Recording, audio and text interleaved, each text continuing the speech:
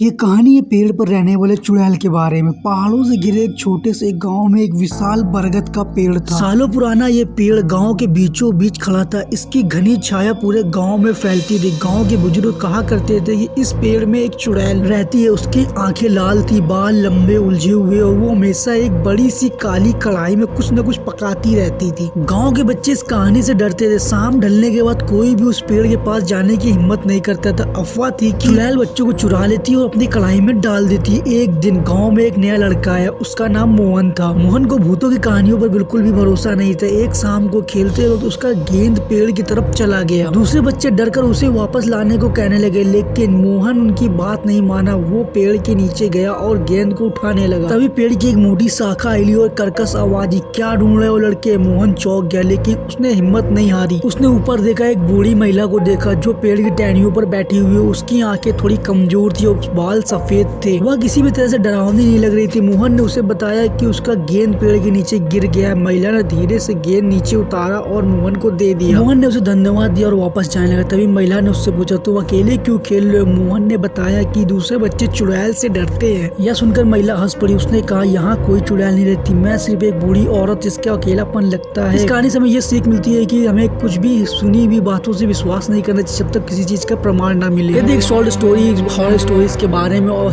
Videos के channel को subscribe करें, लाइक करें इस वीडियो को। Thanks for watching this video.